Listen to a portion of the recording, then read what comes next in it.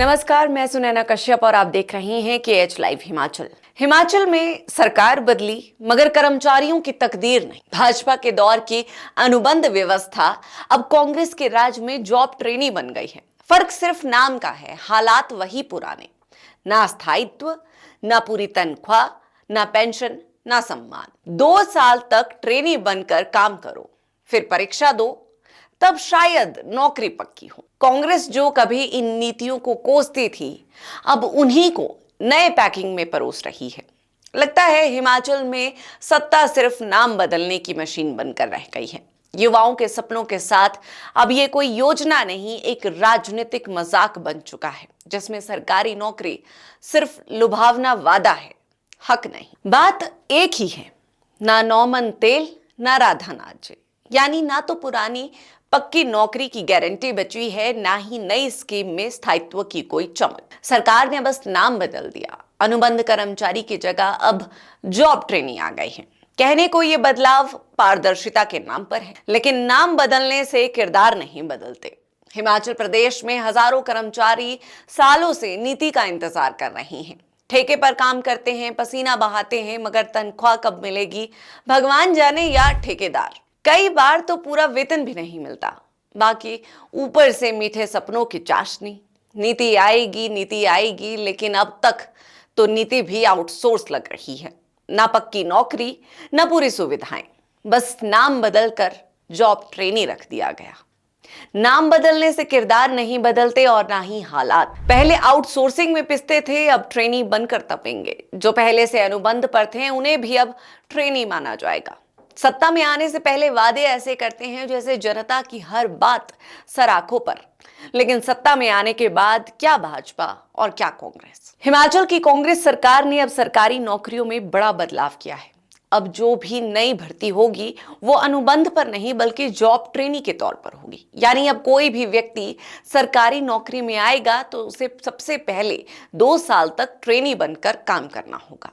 इस ट्रेनिंग समय में उसे एक तय सैलरी मिलेगी और काम से जुड़े ट्रेनिंग दी जाएगी। ये ट्रेनिंग उसे सरकारी कामकाज सीखने में मदद करेगी। अब ये 2 साल पूरे हो जाएंगे तो उस व्यक्ति को एक परीक्षा देनी होगी।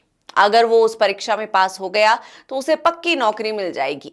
हालांकि सरकार का दावा है कि ये नया तरीका ज्यादा साफ सुथरा और काबिल लोगों को मौका देने वाला होगा। इससे सरकारी दफ्तरों में काम करने वाले लोग ज्यादा जिम्मेदारी से और अच्छा काम करेंगे। इससे सरकारी सेवाएं भी बेहतर होंगी।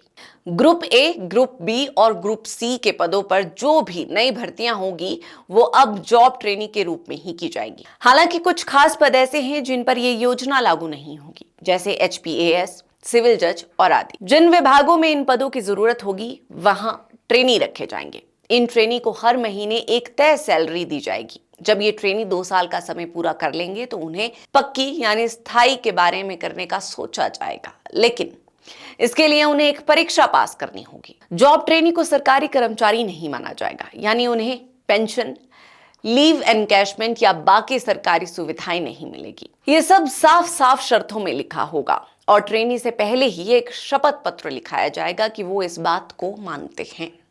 ट्रेनी को मिलने वाली सैलरी की जानकारी भी साफ साफ दी जाएगी। सरकार का वित्त विभाग इसे तय करेगा और भर्ती का विज्ञापन निकालते वक्त उसमें सैलरी का जिक्र होगा ताकि उम्मीदवार को पहले से ही जानकारी रहे।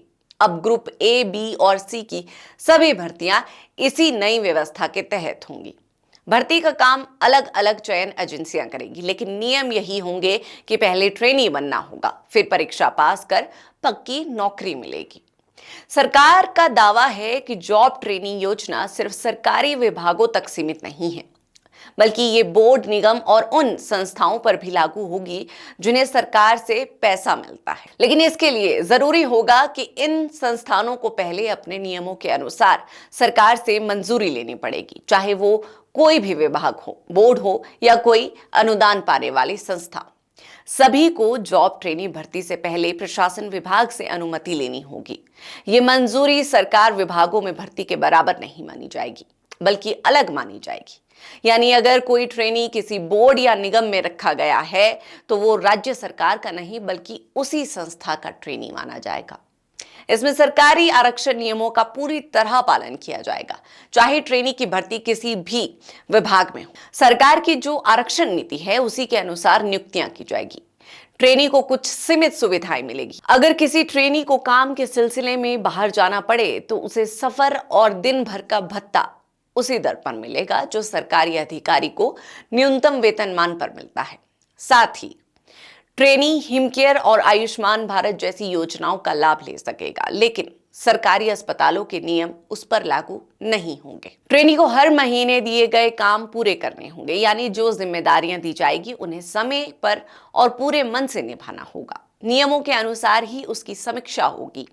जॉब ट्रेनी को छुट्टियों की कुछ सीमित सुविधाएं मिलेगी। हर महीने 1 दिन की इमरजेंसी छुट्टी मिलेगी। इसके अलावा साल में 10 दिन की मेडिकल छुट्टी और 5 दिन की विशेष छुट्टी भी दी जाएगी। महिला ट्रेनी को 180 दिन का मातृत्व अवकाश मिलेगा। अगर गर्भपात हो गया हो तो उसके लिए भी अलग से छुट्टी देने का प्रावधान है। अगर ट्रेनी बिना बताए काम से गायब रहता है तो उसकी सेवा खत्म की जा सकती है।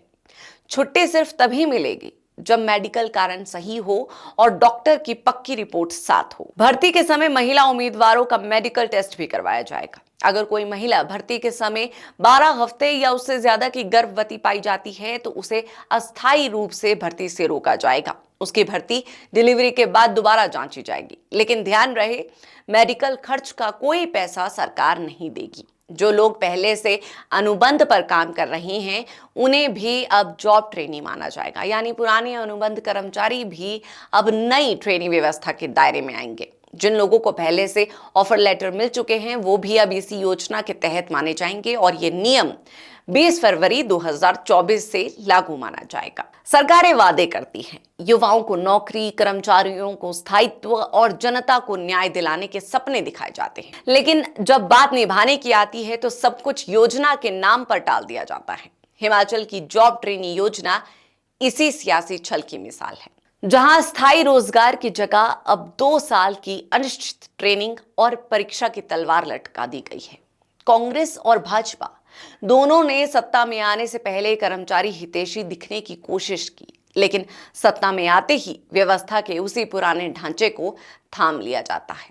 फर्क सिर्फ इतना है कि आज शोषण की शक्ल बदल दी गई है, उसका नाम अब ट्रेनी रख दिया गया है। कर्मचारी आज भी अपनी स्थायी पहचान के लिए संघर्ष कर रही हैं और युवा आज भी सरकारी नौकरी को केवल एक सपना मानकर जी रही हैं। इस नई पॉलिसी पर आप सभी के क्या विचार हैं, ये हमें कमेंट सेक्शन में जरूर बताएं।